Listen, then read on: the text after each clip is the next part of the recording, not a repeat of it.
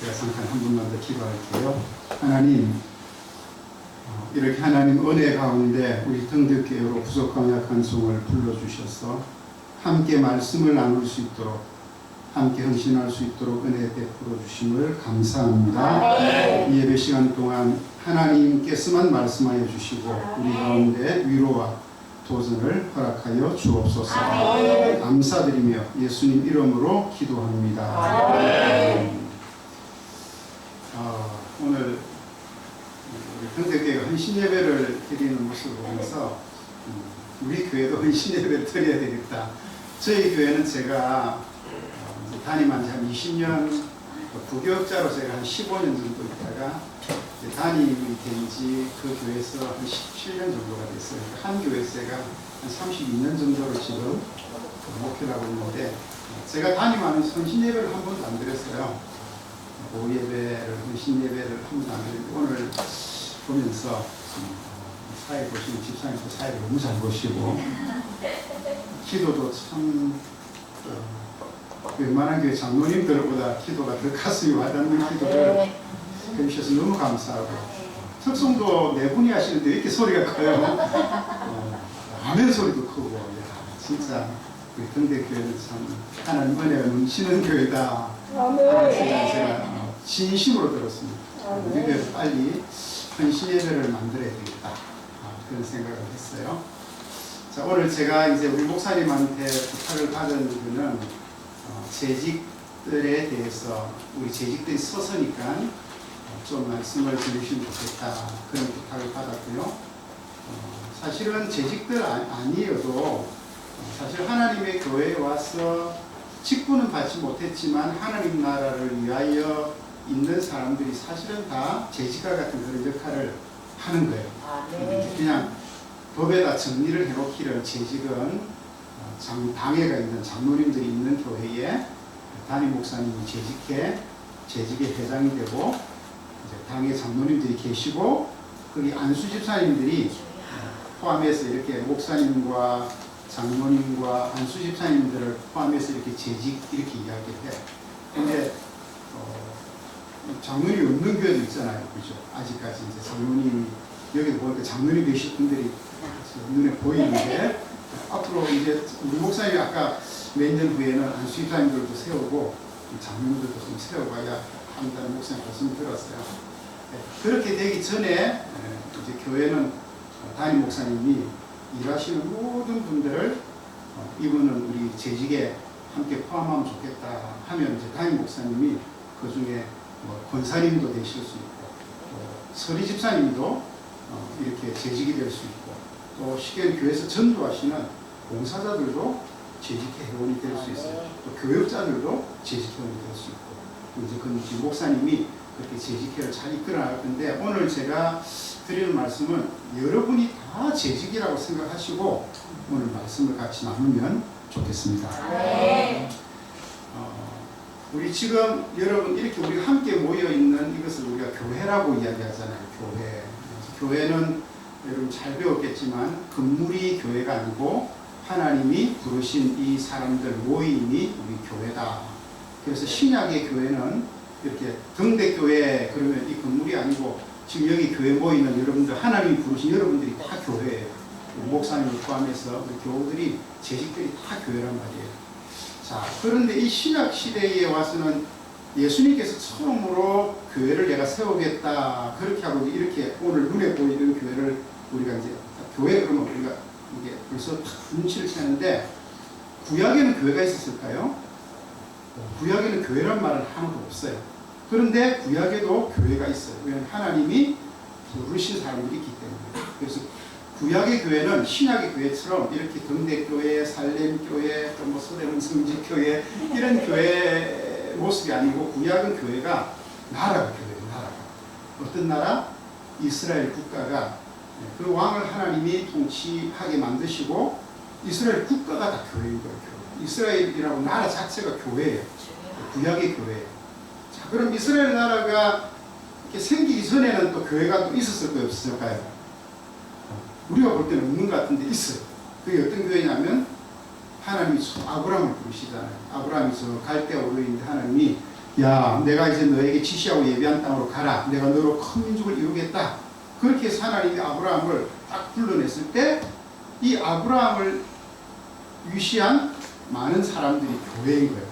그래서 그때는 구약의 교회가 이제 부족 국가, 부족이 이렇게 공동체가 교회로 구약의 교회인 거예요. 자, 그러면 이제 최초로 하나님이 아브라함을 그렇게 불러냈으니까 교회란 말이에요. 그럼 그 교회에 아브라함을 중심으로 한 뭐 롯도 있을 거고, 처음엔 아브라함 아버지 데라도 따라왔으니까 있고, 사라도 있고, 그죠? 이렇게 문제. 또 아브라함이 결혼해서 난 뭐 이스마엘도 있을 것이고, 진짜 아들이 이삭도 있고, 막 아들이 있는데, 그러면 그 부족 국가에서 교회인데, 이것이 구약의 교회인데, 거기서 재직은 누굴까? 재직이 있겠죠, 거기도. 교회는 다 재직이 있으니까. 그때 재직은 아브라함이 쉽게 말하면 오늘날 이야기에서 목사님 역할입니다. 그리고 또 그 아내와 그 아들들, 또 그 식솔들이 다 교회로 분을 받은 재직들이 되는 거죠. 그래서 오늘 제가 여러분과 함께 나눌 말씀은 그렇게 최초에 하나님이 부르신 그 구약의 교회의 재직이었던, 또 재직의 대표되었던 아브라함이 어떻게 재직 역할을 잘 감당했는가. 그리고 그렇게 재직 역할을 잘 감당하고 헌신한 아브라함에게는 하나님이 어떻게 인도하시고 그를 복 주셨는가 보이고요. 자, 아브라함의 이야기는 여러분이 너무 잘 아니까 앞에 건 다 생략하고, 하나님은 아브라함이 본래는 믿음이 없었어요. 그래서 하나님이 딱 불렀을 때 아브라함이 나 못 가는데 어떻게 뭐 알지도 못하는 땅을 내가 이거 다 버렸는데 친척 아비 본토 집을 다 버려두고 내가 어떻게 떠나? 뭐 아브라함이 굉장히 두려움이 있었어요. 아브라함이 처음부터 순종한 사람은 아니었어요. 왜냐하면 하나님이 누군지 모르니까. 그래서 처음에 하나님의 그 부르심을 받았을 때 아브라함은 혼자 못 가요. 겁이 나. 그래서 아버지가 여행을 주도하고 거기다 자기 조카 롯 가정까지도 데리고 가요. 혼자 가면 겁이 나니까. 그리고 또 저기 가다가 하란 땅에서 아버지가 죽으니까 아브라함이 겁이 나고 못 넘어가고 가나안 땅으로 가야 되는데 못 넘어가고 있으면 윙적하고 있으니까 하나님이 야, 너 빨리 안 갈래? 죽을래? 이렇게 해가지고 하나님이 이렇게 겁을 주니까 아브라함이 또 깜짝 놀래가지고 이제 가나안 땅에 갔어요. 갔는데 그 땅에 흉년이 들었네. 하나님이 가라고 한 땅에 갔으면 복을 받아야 되는데 흉년이 들었어요. 아브라함이 또 겁이 나니까 어디로 도망갔어요? 애굽 땅으로 도망갔어요. 거기 도망가가지고 잘 살았느냐? 가자마자 이 아브라함의 아내 사라가, 그때 이름이 사레죠. 이 사레가 너무 사실 미인이었어요. 그리고 아직 애기도 놓기 전이었고. 그러니까 이 사레의 그 미모를 보고 이방 나라 사람들이 사라를 탐내서 자기를 죽이고 그 자기 아내를 뺏어갈까봐, 그런데 당신하고 나는 오누이는 아니지만 사촌간이니까 오누이 사이니까 당신이 내 여동생이라고 내가 오빠라 그러자. 그렇게 하고, 그래서 아브라함이 자기 죽는 걸 면하려고 거짓말을 했어요. 그러니까 뭐 소문이 이제 미스 갈 때 우러가 왔잖아요. 그러니까 또 알고 보니까 이제 애국 땅에 소문이 다 난 거예요. 미인이 우리나라에 왔다. 그렇게 그 나라의 애국왕이 한번 보자. 그래서 봤는데 진짜 미인이에요. 그래갖고 이 여자를 그럼 결혼 아직 안 했다 그러니까 저 아브라함의 동생이라 그러니까 그럼 내가 차지하겠다. 그렇게 하고 아브라함에게는 좀 많이 뭐 지참금을 보내면 되지 않나. 그래 데려갔는데 이제 아브라함이 막 끙끙 앓는 밤새 이게 안에 뺏겼지. 이제 잘못하면은 뭐 그냥 이 하나님 말씀 순종하고 왔는데 지금 막 상황은 너무너무 안 좋아. 근데 그 밤에 하나님이 탁 나타나셔가지고 애국왕 바로에게 뭐라 그래요?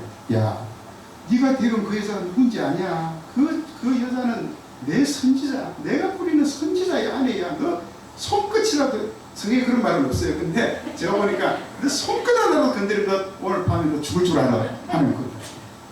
이 왕이 뭐, 그 당시 애국왕은요, 지금 미국의 바이든보다도 훨씬 권력이 있는 사람이었어요. 이 왕이 부들부들 떨면서 신을 만났으니까 얼마나 놀랬겠어요. 혼비백산해 갖고 그 다음 날 날이 밝자마자 빨리 아브라함 불러와라. 그리고 이 여자 돌려보내라. 그러고는 겁이 나니까 이제 많은 재물까지 줘서 돌려보냈어요. 그때 아브라함이 하나님을 조금 깨달은 거예요. 야, 내가 잘 모르고 따라왔지만 이 하나님이 정말 기가 막힌 하나님이시구나. 이 하나님이 보통 신이 아니구나. 저 애굽의 왕도 꼼짝 못하는 신이구나. 그때부터 아브라함에게 믿음이 조금씩 들어갑니다. 우리는 이렇게 믿음이 처음부터 좋은 믿음이 없어요. 조금씩 하나님을 알아가는데 사실은 위기를 통해서 하나님을 알아갑니다. 우리가 너무 잘 먹고 잘 살아가면요 하나님 잘 못 씁니다. 하나님을 알 기회가 없어요. 근데 어렵고 힘들고 괴롭고 막 죽고 싶고 막 그냥 세상에 나 혼자뿐인 것 같고 이런 외로움을 느낄 때 그때 사실은 하나님을 더 가깝게 느끼게 돼요. 아브라함은 그 위기 때 하나님을 딱 만나고 나니까 이제 용기가 생겼어요. 그래서 그 뒤에 보니까 무슨 사건이 벌어지냐면 아브라함의 조카 롯이 이제 막 하나님이 은혜를 줘서 부자가 되니까 종들끼리 막 싸우는 거예요. 그래갖고 아브라함이 야 그러면 너 좋은 땅 먼저 차지해서 가. 내가 나머지 땅 차지할게. 그래갖고 아브라함과 롯이 갈라졌어요. 갈라졌는데 이 조카 롯은 욕심이 되게 많았거든요. 어디로 갔냐면 소돔과 고모라로 하는 아주 비옥한 땅으로 갔어요. 잘 살겠다고.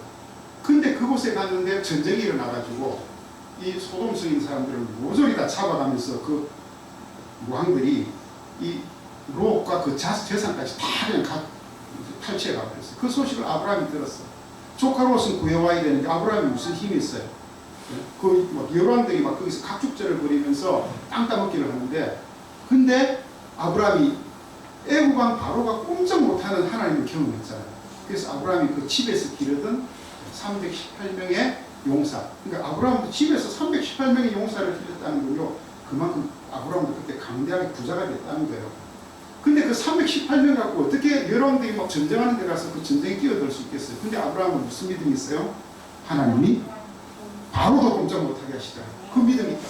그래서 그냥 밤에 기습을 해갖고 조카로서 찾아오고 재산도 다 찾아오는 이런 역사를 아브라함이 경험했어요. 자, 그 이후에 아브라함이 이제 하나님을 알아가는 과정은 나중에 이제 목사님들 들으시고 아브라함이 이 모든 믿음의 시험을 다 이렇게 통과해서 이제 가는데 하나님이 아브라함에게 최종적인 시험을 하시는 게 그게 뭐냐면 오늘 성경에 나와 있는 네 아들 독자 이삭을 잡아 바치라는 거죠. 아브라함에게는 정말 100살 때 낳지 못할 아들을 낳았잖아요. 금속 같은 아들이에요. 뭐 아들이 뭐 자기 진짜 살아계신 아들이 2명도 아니고 하나뿐이 하나, 독자의 독자. 그래서 하나님도 너가 사랑하는 너 아들 독자 이삭을 잡아 바쳐라 그렇게 하는 거예요. 야, 여러분 이게 참 할 수 있겠어요? 아들이 2명이라고 1명 잡아줄 수 있겠어요? 저는 딸이 2인데 하나님이 잡아 바쳐 그러면 저는 하나님 난 못해요. 저 배짱 내밀 것 같아요. 차라리 저를 데려가세요. 안 그렇겠어요? 차라리 나를 잡아가시는 게 낫지 내 아들을 잡아 잡수시겠다니까 이거는 도무지 이거는 이해가 안 되는 요구일 뿐 아니라 아브라함이 그렇고 근데 하나님은 자기 일꾼들에게 자기가 부르신 사람들에게 그걸 요구하신다. 이삭을 잡아바치라는 거 이삭을 이게 대체 말이 돼요? 이삭을 잡아바치라는데 그런데 오늘 성경에 보니까 아브라함이 이삭을 잡아 바쳤어요? 안 바쳤어요? 우리 본문에 칼을 잡아 이삭을 내리치려고 진짜로 흉내를 낸 게 아니고 진짜 이삭을 잡아 바치려고 그 번제로 잡았죠. 배를 바르고 내장을 다 빼내고 각을 떠서 번제에다 위에 올려서 불을 지펴가지고 꽃이 나서 하나님 그 연기를 맡으시겠다. 근데 아브라함이 진짜 자기 아들을 잡으려고 칼을 들고 하는데 하늘에서 무슨 소리 들렸어요? 아브라함아 아브라함아 그 아이에게 손도 까딱하지 말아라. 여기 오늘 성경에 보니까 너가 내 아들 내 독자도 내게 아끼지 아니하였으니 하나님 그랬습니다. 네 아들 너의 독자도 내게 아끼지 아니하였으니 내가 이제 너가 하나님을 경외하는 줄 아노라. 경외한다는 말은요 두렵고 떨리고 존경한다는 그런 이건 아무나한테 쓰는 용어가 아니에요. 높은 경지에 있는 사람한테 쓰는 신에게나 쓰는 용어고 사실 성도들이 이건 목사님을 경외합니다 이렇게 하면 우리는 막 몸둘바는 거예요. 하나님한테는 쓰는 용어인데 나한테 그런 얘기하면 안 된다고. 근데 하나님이 네 아들 너 독자도 아끼지 않고 내게 바치는 걸 보고 내가 너가 나를 경외하는 줄 이제야 알았다. 퀴즈를 해볼게요. 자, 하나님이 아브라함을 시험했잖아요. 그렇게 했는데 하나님이 아브라함이 진짜로 잡아 바치려고 하니까 네가 진짜 바치려고 보니까 내가 너가 나를 경외하는 줄 알았다고 얘기하십니다. 그럼 하나님이 아브라함이 진짜 하나님을 이렇게 경외하는 줄 하나님이 그동안 알았을까요? 몰랐을까요? 어떻게? 자신 있게 대답을 하시네. 굉장히. 이 목사님 나도 굉장히 고민하고 헷갈려가지고 막 주석 드리려고 했는데 우리 집사님이 바로 대답을 해버리시네. 하나님 아셨으면 왜 시험을 했을까요? 네가 네 아들 나에게 사고 바칠지 안 바칠지 내가 한번 보겠다고 하나님 지금 시험을 준 건데, 근데 아브라함이 진짜로 그렇게 하니까 너가 그렇게 하는 걸 보고 이제야 네가 나를 경외하는 줄 내가 아무라고 했어요. 하나님이 그 이전에는 아셨을까요? 몰랐을까요? 저는 이렇게 심지가 굳은 사람이 좋아요. 틀려도 끝까지 이어나가는 정답이에요. 하나님은, 따라해 보실래요? 하나님은 모르는 것이 없으시다. 하나님은 다 알고 계세요. 그래서 우리 하나님을 이야기할 때 전지하시다. 모든 걸 다 알고 계신다. 전능하시다. 모든 걸 다 행하실 수 있다. 전지전능하신 하나님. 오늘 우리 집사님 그렇게 기도했죠. 하나님은 모든 걸 다 하시고 모든 것을 다 하실 수 있는 분이, 하나님이 아브라함이 자기를 경외하는 줄 알고 있었어요. 근데 왜 하나님이 이렇게 아브라함에게 이런 요구를 했을까? 또 알고 있는데 괜히 하나님이 뭐 심술 부리려고, 혹시 마음 중간에 변절할까봐 말이지, 변절해봐야 가만 둘 거야. 그래서 하나님이 심술 부려서 그렇게 요구하시는가? 그게 아니라는 거예요. 보세요. 하나님은 우리가 어떻게 마음을 갖고 하나님 다 아세요. 다 아시는데 우리도 하나님을 그렇게 사랑하고 하나님을 경외하는 것, 우리는 그렇게 알고 있어요. 여러분들 오늘 교회 나와서 예배를 드리고 말씀을 듣면서 하나님 정말 하나님 사랑해요. 정말 하나님, 저는 하나님 위해서 목숨을 바칠 수 있어요. 정말 저는 하나님밖에 없어요. 하나님 나를 긍휼히 주세요. 우리 알아요. 아는데 실제로 우리의 삶의 많은 영역에, 우리의 삶 만영에 있어서 우리가 우리를 잘 몰라요. 내 마음은 진짜 하나님 앞에 내가 뭐라도 잡아바칠 거라는 거 내가 마음은 있는데 그 상황이 닥치면 내가 어떻게 할지 나는 모른다. 그리고 오늘 이 말씀 듣고 집에 가서 아들 잡아바치라, 부모 잡아바치라, 이 제일 소중한 거 내놔라 그러면 할 수 있겠어요? 여기서는 여러분이 하나님 밖에 더 사랑하는 것이 없다, 뭐 하나님은 나의 왕이시다, 하나님은 나의 소망이다, 나는 하나님밖에 없다, 내 목숨도 봐, 이렇게 하는데 실제로 여러분 누가 딱 대고 너 다 내놔, 하나님 위해서, 하나님 나라를 위해서 당신의 너 갖고 있는 거, 이렇게 하면 여러분 할 수 있겠어요?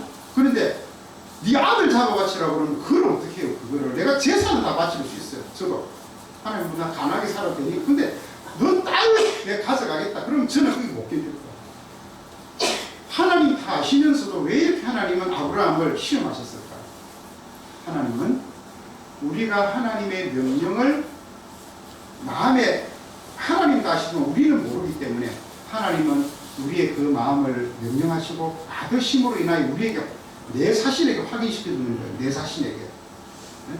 나는 잘 모르는데 내가 뭐 교회 가서 맨날 목사님 말씀대로 아멘 하면 그랬는데 실제로 뭐가 나한테 딱 중요한 헌신이 요구가 딱 들었는데 내가 막 아깝고 막 못하겠고 막 너무너무 막 하려니까 막 걱정되고 나는 그럼 뭐 먹고 살아 이런 마음이 생기고 막 안 되는 거예요. 그런데 그때 내가 하나님의 명령을 따라 순종했을 때 내가 확인하는 거예요. 내가 정말 하나님의 자녀네, 내가 정말 하나님의 백성이네, 내가 하나님의 일꾼이네, 내가 재직이네, 내가 진짜 하나님을 사랑하는구나, 내 목숨보다. 이게 나한테 믿음이 확 들어오는 거예요. 그래서 성경은 믿음은 항상 행위가 달라야 바른 믿음이라고 했어요. 그 믿음은 행위와 함께 할 때 온전한 믿음이 된다고 했어요. 하나님은 아브라함에게 이 온전한 믿음을 주시기 위하여 그를 부르신 거예요. 이게 참 우리 제일 숙제예요. 저희 교회도 숙제고 아마 우리 등대교회도 그게 숙제가 아닐까 저는 그런 생각을 해요. 하나님이 우리에게 최종적으로 이 요구를 하시는 거예요. 아브라함도 지금 이제 시험을 다 거쳐서 최종적인 단계가 왔어. 그런데 아브라함이 그렇게 했더니 하나님이 네가 나를 경외하는 줄 알았다라고 끝나버리면은 그래서 그랬구나라고 끝났는데 그걸 끝난 게 아니에요. 끝난 게 아니야. 성경을 보니까 그리고 아브라함이 눈을 들어서 살펴보니까 수풀에 양이 한 마리 딱 걸려있는 거예요. 그때 아브라함은 하나님이 내 아들 대신 저 양을 잡아 바치라고 하나님이 저기다 얘기를 해놨구나 라고 아브라함이 확 믿음이 온 거예요.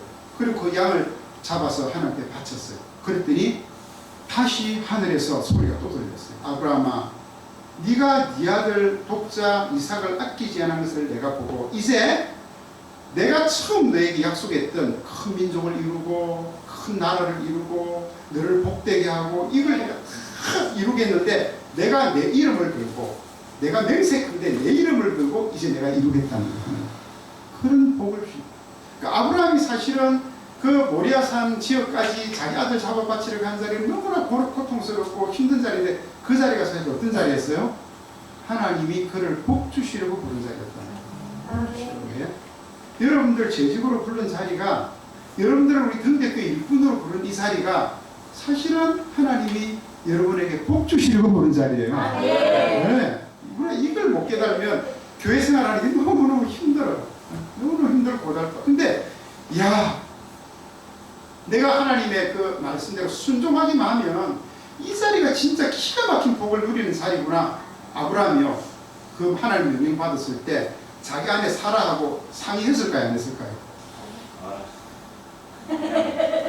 예, 아브라함의 아내도 사실 재직이에요. 우리 학교에 재직인데 아브라함의 아내는 아직까지 믿음이 좀 없어요. 세속적인 사람이에요. 그래서 옛날에 아들 못 놓으니까 막 자기 몸 좀 갖다 주면서 여기 씨를 하지 마라. 그래서 내 아들 삼겠다. 막 하나님 약속하신 걸 이 사람은 잘 안 믿었어. 하나님이 또 아들 준다 그러니까 막 웃었어. 뒤에서 내가 무슨 99세인데 내가 무슨 내가 89세인데 무슨 아들을 낳아.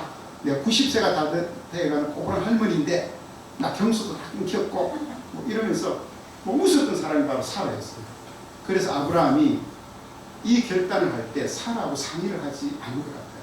성경에는 그런 말이 없지만 만약에 사라하고 상의했다 그러면 아들 잡아 바칠 수 있었겠어요? 없겠어요? 여러분이 살아있다면 어떻게 했겠어요? 아들 잡아 바칠 간다 그러면 이놈아 나를 죽이고 가라. 아브라함 이건 나타나냐? 악령이 났나? 안 그러겠어요. 그죠? 나를 죽이고 가라. 안승기처럼 나를 밟고 가라. 이러면서 연하의 안승기처럼 막 그랬을 거예요. 네. 절대로 아브라함이 아들 이삭 못 바쳤을 거예요. 차라리 나를 죽여야 그랬어요. 그래서 아브라함은 아내와 상의 없이 아침 일찍 여보나 하나님 제사 지내고 올게. 그리고 아들과 종들을 데리고 가는데 3일길 동안 모리아산까지 3일길을 가면서 아브라함이 정리를 하는 거죠. 자, 여러분 보세요. 여러분이 앞으로 교회 일꾼으로 재직으로 살아가는 동안 이렇게 정리해야 될 일들이 많아요. 목사님 이번에 뭐 이야기하셨는데 내가 이걸 지키고 가야 되나 말아야 되나 뭐 헌신하라 그러는데 나 집사하라 그러는데 내가 집사 갈 때는 나 술도 못 먹고 담배도 못 먹고 나 이랬는데 내가 무슨 집사야 뭐 이러면서 여러분들이 뭐 마음에 막 갈등이 생기잖아요. 그죠? 네. 김영 목사님 요새 성모님들이 선물을 옛날에 뭐 담배 한 보루도 사고 그랬는데 요즘 그런 선물을 안 갖고 와서 막 좀 섭섭하대요. 성도들이 다 변화돼갖고 이제 담배를 잘 안 피워서 담배 한 보루 사고 그럴 생각 없어서 목사님 좀 섭섭하대. 근데 우리가 갈등을 하나님 앞에서 이 믿음은요 시간을 지내면서 정리를 해요. 지금 여러분들에게도 그런 시간이 필요해요. 누군가 아들 잡아치려다 당당히 잡아바칠 사람 아무도 없어요. 저도 못하고 아무리 김양 목사님도 그건 잘 못할 거예요. 차라리 하면 나를 잡아잡수세요. 왜 우리 아들입니까? 딸입니까? 뭐 그럴 거예요. 저도 마찬가지예요. 아브라함이 3일길을 지나면서 이제까지 자기를 인도하신 하나님, 자기를 믿게 하신 하나님을 생각하면서 하나님 대체 어떤 하나님이셨지? 왜 지금 나에게 이런 헌신을 요구하시지? 왜 나를 재직으로 세우셨지? 왜 나에게 이런 끔찍한 요구를 하시지? 3일길 가면서 아브라함이 정리를 하는 거예요. 그래 아브라함 정리를 딱 하고 그 모리아산으로 올라갈 때 종들에게 뭐라 그래요? 자 여기 너희들은 있으라. 내가 내 아들과 함께 이 번제할 나무를 치고 내 아들과 함께 저 산에 올라가서 하나님께 제사 지내고 우리가 같이 내려올 거다 그랬어요. 지금 아들 잡아바치면서 같이 내려올 거라 그래요. 아브라함 이게 무슨 얘기예요? 내 아들 잡아바치면 하나님이 살려주실 줄 나는 믿는다는 거예요. 아브라함은 이미 그때 부활신앙을 하고 있었어요. 내가 반드시 내 아들과 함께 너희에게 돌아오리라 그랬어요. 그리고 아브라함이 이렇게 믿음을 확 표시했는데 시험이 거기서 끝난 게 아니라 아들뿐 아빠 제사라 가는데 양은 어디 있어요? 아브라함이 가슴이 막 찢어지는 이놈아 너를 양으로 바칠 거야. 네가 재물이야. 이렇게 이야기를 해야 되는데 아브라함이 차마 그 이야기를 할 수가 없었어. 아브라함이 뭐라 했어요? 그때 아브라함이 정리한 것을 이야기하는 거예요. 하나님이 알아서 준비해 놓으실 거예요. 그러니까 아브라함이 순양이 딱 보니까 저걸 하나님 준비하셨구나. 따라합시다. 믿음은 믿음대로 된다. 여러분이 아멘 잘하는 것은 너무 고마워요. 우리 교회 식구들이 아멘을 잘하는 거예요. 이 아멘이 내가 들은 대로 믿는다는 거예요. 아멘은 어마어마하게 중요한 언어예요. 아멘은 예배들 막 다물고 있으면 여러분이 들었던 말씀을 마귀가 다 쫓아 먹어버려요. 길가에 떨어진 시간. 무조건 저도 목사인데도 아멘 잘해요. 제가 아멘. 그래서 제가 이렇게 복을 받으니까 목사님 뭐 잘 참다 그러는데 저도 사람인데 뭐 제가 잘 참아요. 아멘 하니까 참는 거예요. 뭐 참으면 복이 있다 그랬지. 용서하면 복이 있다 그랬지. 그리고 참는 거예요. 저도 아멘 하니까. 자, 하나님께서 아브라함을 어떻게 복 주셨는지 제가 뒤이야기만 조금만 하고 말씀을 드릴게요. 아브라함이 그렇게 하나님을 딱 경험하고 그 땅을 여호와 이레 하나님이 준비하신다 그랬어요. 큰 복이죠. 그리고 사라가 죽습니다. 이 사라는 127세에 죽어요. 사라가 좀 아브라함보다 빨리 죽는데 아브라함은 그 이후에 48년을 더 삽니다.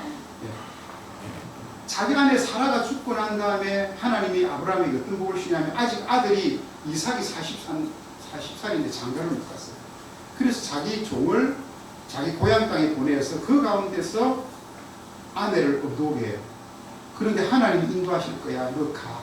가면 하나님 알아서 인도하시고 하나님이 이번 며느리감 준비해놓을 이삭의 아내를 준비했으니까 너 믿고 가라고 했어요. 진짜 갔더니 그 종이 누굴 만났어요? 이삭의 아내가 누구죠? 리브가. 이 리브가도 그 지역에서 미스 갈대하고 피를 받은 너무너무 이 리브가는요 얼굴만 예쁜 게 아니라 건강해가지고요 그 종에 막 물도 길러다 주고 그 지하로 내려간 물인데 막 탄데도 막 물 길어 와가지고 몇 번을 그렇게 해서 다 짐승에까지 물을 주는 이 종이 보고 이 여자가 하나님이 택한 아브라함의 며느리구나. 그래서 이삭이 40살에 장가를 리브가에게 장가 들어가지고 엄마가 죽은 그 위로를 받았다 그랬어요. 하나님이 그 가정에 부모가 하나님의 말씀대로 살면요 자녀에게도 복을 줘요. 자녀, 가족들에게도. 그리고 그뿐 아닙니다. 이 이삭이 아버지가 죽는데 이 아브라함이 그리고 사라가 죽고 난 뒤 아브라함이 혼자 살았을까요? 또 재혼했을까요? 성경 잘 보내도 아브라함이 재혼했을 것 같아요? 또 혼자 살았을 것 같아요? 아브라함이 재혼을 했어요. 아내가 없으니까 너무 적적하니까 거두라라고 하는 여자를 얻었는데 그 여자를 통해 아브라함이 6명이 자녀를 갖습니다. 하나님이 거기에 대해서 나무라지 않아요. 하나님이 당신의 종을 위로하시는 거예요. 이 당시는 아직까지 이런 것들이 법적으로 잘 정해지지 않은 하나님은 그 아브라함을 그렇게 끝까지 위로했어요. 그뿐 아닙니다. 아브라함이 죽은 후가 문제. 제가 성경을 보니까 저는 이 말씀이 너무 은혜가 됐어요. 어떤 말씀이냐면 25장 11절에 보니까 제가 읽어드릴게요. 아브라함이 죽은 후에 아브라함이 교회의 재직이었다고 그랬잖아요. 그 하나님 말씀대로 하나님을 경외하고 복을 받았던 아브라함이 죽은 후에 하나님이 그의 아들 이삭에게 복을 주셨고 아브라함이 살아있을 때는 이삭에게 복을 줄 필요가 없어요. 왜? 아버지 복이 다 그대로 흘러가니까. 근데 아버지가 이제는 죽으면은 이삭도 복을 받아야 돼요. 혼자니까. 아브라함이 죽은 후에 하나님은 그 경건했던 구약의 교회의 재직의 대표였던 그 아브라함을 기억하셔서 그의 아들 이삭에게 복을 주셨고 이삭은 부엘라의 근처에서 거주하였다. 하나님이 아브라함이 죽으니까 이삭에게도 복을 주신 거예요. 그래서 우리 재직들 앞으로 세워질 재직들 여러분 정말 충성하시고 헌신하시기 바랍니다. 네, 뭐 세상 복이 문제가 아니지만 내 삶에 주신 내가 가장 귀한 사람들까지도 그 복을 이어가요. 복을 줬는데 어떤 복을 주셨을까? 이삭 때 아브라함도 처음에 가나안 땅에 갔을 때 흉년이 왔잖아요. 너무 놀래가지고 겁이 나서 애굽으로 도망갔는데 이삭도 흉년이 있다 보니까 이런 흉년이 없었어요. 아버지하고 살 때는 이런 일이 없었는데 혼자 있는데 막 흉년이 오니까 이삭이 너무너무 힘든 거예요. 그래서 그 옆에 있는 블레셋 땅으로 잠깐 이사를 갔어요. 가까운 땅으로. 그랄 땅이라고 했어요. 갔는데 하나님이 나타나셔서 아브라함에게, 이삭아 너는 너의 아버지처럼 그 밑에 땅 애굽 땅으로 너 도망가지 말고 이 땅에 거하라. 내가 너를 책임지마 그랬어요. 그래서 이삭은 또 하나님의 말씀을 아버지처럼 순종해요. 그럼 하나님 하신 얘기가 너가 내 말을 순종하면 너희 아버지가 나를 순종하여 받았던 그 복을 내가 너에게도 그대로 주겠다는 거예요. 네. 정말 여러분 이 하나님께 헌신하고 순종하는 이 복이 얼마나 큰 복인지, 우리가 하나님의 뜻을 아멘하고 받는 것이 얼마나 큰 복인지. 진짜 그럼 이삭이 복을 받았냐? 왜 복을 받았어요? 그 땅에 흉년이 와가지고 그랄 땅도요 가나안 땅하고 똑같은 땅이기 때문에 똑같은 흉년이 들었는데 성경 말씀에 이런 말씀이 있어요. 저는 이것 보고요 완전히 그냥 뒤로 넘어지는 줄 알았어요. 26장 12절에 보니까 제가 읽어드릴게요. 이삭이 그 땅에서 농사하여 그 해에 100배나 얻었고 여호와께서 복을 주심으로 그 사람이 창대하여 왕성하여 마침내 거부가 돼요. 원래 아버지 재산 물려받은 것도 있는데 하나님이 더 복을 주셔서 창대하고 왕성하여 마침내 거부가 되어 양떼, 소떼 이러고 종이 힘이 많아 오히려 그 블레셋 사람들이 그를 시기할 정도로 어마어마한 부자가 됐다는 거예요. 그럼 어떻게 흉년을 만난 그 땅에서 그 흉년이 갇히지도 않았을 텐데 다 똑같이 농사 지었는데 이삭의 땅에만 100배의 소출을 누릴 수 있었다. 물론 말이 100배니까 뭐 이거는 100배인지 500배인지도 몰라요. 어마어마한 복. 이건 무슨 얘기냐면 우리가 이 세상을 살아가면서 정상적인 방법으로도 복을 누릴 수 있다는 걸 하나님 보여주신 거예요. 오늘 사람들이 그런 이야기 많아요. 진짜 뭐 복받 부자 되려면 막 세금 포탈하고 나쁜 짓 하고 남 써먹어야 되고 뭐 어려운 사람을 착취해야 되고 막 그렇게 해야 부자가 된다. 부자 아빠가 부자 자녀를 놓고 가난한 아빠는 평생 가난한 자식을 대물리면 안다. 뭐 부자 대물 이런 거 막 세상에서 이야기가 많잖아요. 근데 성경은 딱 그걸 거절해요. 아니야. 아무리 험하고 힘든 세상이랄지라도 내 삶의 형편이 아무리 어렵고 공고하고 힘들랄지라도 하나님을 경외하는 자는 하나님이 복을 주신다는 거예요. 네. 부자를 내는 건 하나님이 됐어요. 요즘 우리 등대교회가 처음에는 너무 가난하고 너무 힘들어서 우리 노예 온 교회가 등대교회를 도왔어요. 우리 목사님 그래서 늘 내가 노예에 빚진 사람입니다. 목사님 그렇게 이야기했는데 요즘은 달랐어요. 우리 등대교회가 우리 중술 노예를 먹여 살려주고 있어요. 우리 목사님 사모님이 얼마나 이게 마음이 풍성하신지. 가난한 사람들, 어려운 사람들, 어려운 교회 보면은 제가 보면 막 저희는 그럼 조금 살만한 교회인데 저희 교회보다 더 많이 힘들어하고 더 많이 도와주려고 애를 쓰고 더 많이 돌아보고 목사님들 모임 있으면 얼마나 챙겨서 와서 대접하고 이렇게 목사님 하시는 걸 보고 근데 교회는 복을 받을 수밖에 없겠구나. 하나님이 복을 주시는구나. 복을 주시는구나. 뭐 등대교회가 뭐 세금 포탈했어요. 여러분들이 어디 가서 뭐 도둑질을 했어요. 안 했잖아요. 그런데도 그냥 등대교회가 하나님의 말씀과 뜻 가운데 살고 여러분들이 이렇게 아름답게 신앙이 살아나고 믿음의 말씀을 듣고 아멘 아멘 하면서 여러분들이 믿음이 막 살아나니까 하나님을 경외하는 마음이 생겨지니까 하나님이 복을 주실 수밖에 없어요. 그래서 저는 등대교 옆에 저는 붙어 있으려고 그래요. 은퇴하고 갈 데 없으면 뭐 자꾸 등대교회 간다고 해서 나는 등대교회 왜 가냐 했는데 제가 이제 비결을 알았어요. 야, 등대교회 가면 내가 굶어 죽진 않겠구나. 진짜 뭐 여러분 솔직히 여러분들 너무 진짜 여러분 행복하시니까 우리 교회는요 어디 막 여러분 수련회 가고 이런 거 못해요. 돈이 날려가지고 어디 장소 빌리는데 막 돈 비싸면 막 어쨌든 못 가고 막 그냥 교회에서 대충 하자 그렇게 하는데 막 보니까 등대교회는 뭐 호텔 빌려가고 막 수련회 가고 막 여름에 보니까 막 나가서 막 버스 타는데 뭘 너무 피웠어요 지금. 야 우리 교회 언제 이렇게 하구나. 진짜 우리도 등대교회 좀 돈 받아야 되겠다.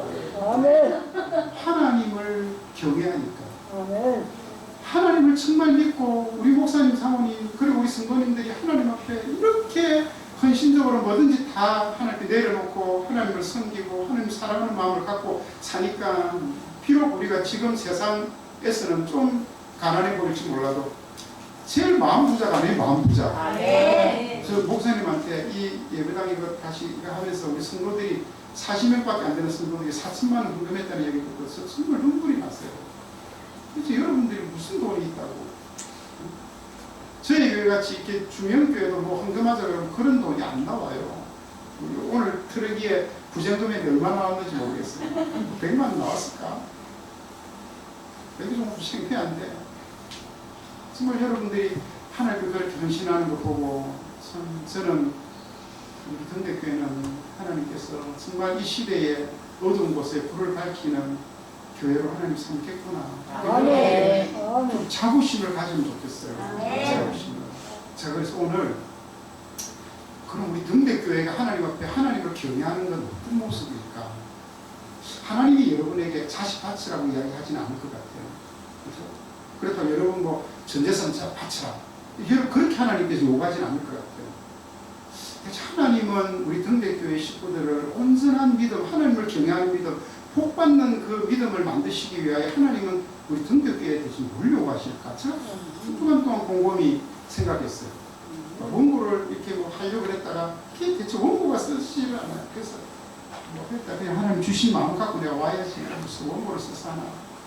제가 그냥 왔어요. 원고 하나도 없어요. 하나님 무슨 마음 주셨냐면 이런 마음 주셨어요. 교회는 제가 목회를 30년 가까이 해보니까 교회는 진짜 목사만큼 교회를 아끼고 사랑하고 염려하는 사람이 없어요. 그래서 목사를 교회에 위임 목사로 그 교회를 책임질 하나님의 재직으로 하나님이 딱 세우신 거예요. 아멘. 그럼 우리 성도들은 어떻게 하면 되느냐? 성도들은 그냥 목사님이 하나님 주시는 말씀이 떨어지면 아멘 하십니다. 아멘. 예배드립시다. 그럼 모임이 돼요. 아멘. 여러분에게 자식 잡아바치라, 뭐 집 재산 잡아바치라 그런 거 안 하시잖아요. 한 개도 나눠서 진짜. 목사님을 통하여 하나님의 명령과 요구가 떨어질 때 잘 모이고 말씀을 들을 때에 그 말씀을 아멘하고 순종하면 무엇을 정말 그것이 하나님을 경외하는 모습 아닐까. 저는 우리 교인들한테 정말 아멘 좀 크게 하고 악플 분명히 막 모여낸다고 예배 시간 때마다 제가 막 그런 얘기를 막 제가 해요. 너무 답답하니까 제발 좀 아멘 좀 하라고. 우리 아멘 한번 해주실래요? 아멘. 조금 아멘 크게 하면 되죠. 아멘. 아멘은 내가 그렇게 되기를 원합니다. 동의합니다. 동의합니다. 하나님 맞습니다. 하나님 말씀이 맞습니다. 동의합니다. 이런 뜻이에요. 그러니까 그걸 동의하면 그 말씀이 내게 도움이 됩니다. 그래서 우리 재직들, 우리 등대교회 교우들이 목사님을 중심으로 목사님 경륜이 많으신 분 모입시다. 모이면 돼요. 오늘 우리 교회가 이렇게 어디 갈 겁니다. 그러면 빼지 말고 가면 돼. 가면 돼. 오늘 동계선이 어디로 갑니다. 갑시다. 그러면 가면 돼. 우리 교회는 죄송해요. 이거 방송 나가죠. 우리 교인들이 지금 가자 그러면은 끝까지 간다 소리 안 하고 있다가 마지막까지 저를 막 힘들게 하는 분들이 누가 간다 그래 내가 예약도 하고 차도 예약할 거고 밥도 예약할 건데 끝까지 간다 소리 안 하고 있다가 마지막에 예약 다 해놓으면 갈 거라고 그래. 확 그냥 오지 마! 그러고 싶은데 근데 그거는 이게 잘 돼서요. 목사님 갑시다 그러면 아멘. 그러면 목사님이 아들 잡아 바치시오 이렇게 하진 않을 것 같아요. 혹시 우리에게 너무 어려운 요구가 생길 때도 있어요. 그럴 때는 누구를 봐야 돼요? 아브라함을 봐야 돼요. 하나님이 아브라함, 이삭 이렇게 했으니까 하나님 그 홀라당 잡아 잡수셨어요? 하나님은 다 계획했어. 네가 너 믿음을 확인하라는 거예요. 너가 나를 사랑하는 걸 네가 확인해야 이제부터 진짜 믿음의 걸음을 갈 수 있는 믿음의 용사가 된다는 거예요. 저는 우리 등대교회 식구들이 제가 언제 또 여러분하고 다시 만날지 모르겠지만 제가 처음에는 막 겁이 나서 못 왔어요. 제가 설교하는데 성도들 가운데 막 얄궂은 사람들이 막 설교 빨리 끝내지 뭐 에이씨 뭐 이렇게 한다고 그래가지고 제가 쫄려가지고 목사님이 설교하러 오는데 제가 쫄려가지고 모르겠더라고. 저는 막 누가 그러면은 좀 비도 내려가야 돼. 근데 목사님 나 쫄아서 못 가 그랬더니 요즘 괜찮다고 그래서 제가 안심하고 왔는데 진짜 괜찮네요. 우리 재직들 여러분 다 재직이라고 생각하시고 우리 목사님이 하나님 말씀을 전해주시고 그 말씀대로 여러분에게 살 길을 주고 또 여러분을 복된 자리에 인도하실 때 가자 그렇게 하고 살아 그럼 같이 쓰고 함께합시다. 아멘. 내게 버거운 요구가 때때로 있다 할지라도 그건 절대 버거운 요구가 아니에요. 하나님은 이삭을 진짜 안 가져가셨잖아요. 오히려 복 주셨잖아요. 근데 우리 하나님은 자기 아들 예수님을 진짜 십자가에서 죽이셨어요. 너는 너희 아들 잡아바치는 흉내만 냈지만 나는 내 아들을 너희를 위하여 이렇게 십자가에서 내가 내어준 하나님이다. 하나님 이런 하나님이세요. 우리가 믿을 만한 분이세요. 얼마든지 우리를 복주시고 남을 분이세요. 아멘. 그 하나님 생각하면서 주님의 그 사랑을 생각하면서 우리 군대교회 다음번 재직 일을 할 때는요 더 누가 오실지 모르겠지만 지금도 아멘 배로 커지면 좋겠어요. 그래서 정말 그 말씀의 복을 다 받고 하나님을 경외하는 복을 받는 복된 사람들이 다 될 수 있게 되기를 주의 이름으로 축복합니다. 기도하겠습니다. 하나님